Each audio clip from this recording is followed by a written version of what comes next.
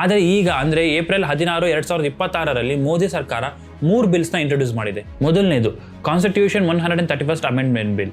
ಈ ಬಿಲ್ ಏನು ಪ್ರಪೋಸ್ ಮಾಡುತ್ತೆ ಅಂದರೆ ಲೋಕಸಭಾ ಸೀಟ್ಸ್ 543ರಿಂದ 850ಕ್ಕೆ ಇನ್ಕ್ರೀಸ್ ಮಾಡಬೇಕು. Second, delimitation bill 2026.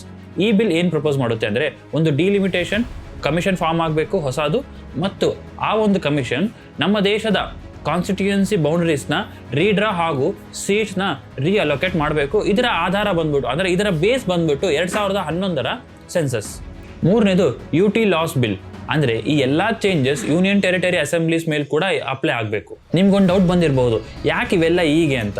ಯಾಕಂದರೆ ಇದರ ಲಿಂಕ್ ಏನಿದೆ ಅಲ್ಲ, ಇದು 2023ರಲ್ಲಿ ಪಾಸ್ ಆಗಿದ್ದ ನಾರಿ ಶಕ್ತಿ ವಂದನ್ ಅಭಿನಿಯಮ್ ಅನ್ನೋ ಬಿಲ್ಗೆ ಬಂದು ಸೇರುತ್ತೆ.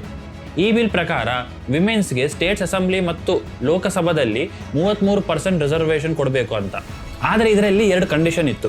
ಮೊದಲನೇದು ಸೆನ್ಸಸ್ ಆಗಬೇಕು, ನೆಕ್ಸ್ಟ್ ಆ ಒಂದು ಆಗಿರೋ ಸೆನ್ಸಸ್ ಆಧಾರದ ಮೇಲೆ ಡಿಲಿಮಿಟೇಷನ್ ಆಗಬೇಕು. 2021ರಲ್ಲಿ ಆಗಬೇಕಾಗಿರೋ ಸೆನ್ಸಸ್ 2026ರಲ್ಲಿ ಅಂದರೆ ಈಗ ಶುರು ಆಗ್ತಾ ಇದೆ, ಯಾಕಂದರೆ ಡ್ಯೂ ಟು ಕೋವಿಡ್. ಸೊ ಈ ಒಂದು ಸೆನ್ಸಸ್ ಏನಿದೆ ಅಲ್ಲ, ಇದು 2027ರಲ್ಲಿ ಮುಗಿಯುತ್ತೆ. ಹಾಗಾಗಿ 2029ರ ಎಲೆಕ್ಷನ್ಗಿನ್ನ ಮುಂಚೆ ಈ ಬಿಲ್ನ ಇಂಪ್ಲಿಮೆಂಟ್ ಮಾಡೋದು ಪ್ರಾಕ್ಟಿಕಲಿ ಇಂಪಾಸಿಬಲ್.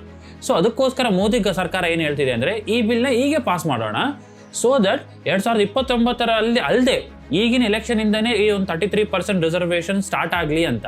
ಆದರೆ ಅಪೋಸಿಷನ್ ಅವರ ಹೇಳಿಕೆ ಪ್ರಕಾರ ಅವರು ವಿಮೆನ್ಸ್ ರಿಸರ್ವೇಷನ್ ಬಿಲ್ಗೆ ಅಪೋಸ್ ಇಲ್ಲ.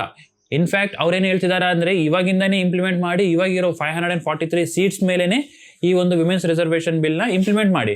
ಆದರೆ ಈ ಒಂದು ಬಿಲ್ನ ಡಿಲಿಮಿಟೇಷನ್ ಬಿಲ್ಗೆ ಲಿಂಕ್ ಮಾಡೋದು ಬೇಡ ಅಂತ. ಲೇಕಿನ್ ಡಿಲಿಮಿಟೇಷನ್ से आप इससे कोई लेना देना नहीं, आप इन दोनों को डीकपल कीजिए, मतलब अलग अलग कीजिए. ಇದರ ಮೇಲೆ ನಿಮ್ಮ ಅಭಿಪ್ರಾಯ ಏನು ಅಂತೇಳಿ ನನಗೆ ಕಮೆಂಟ್ ಮೂಲಕ ತಿಳಿಸಿ.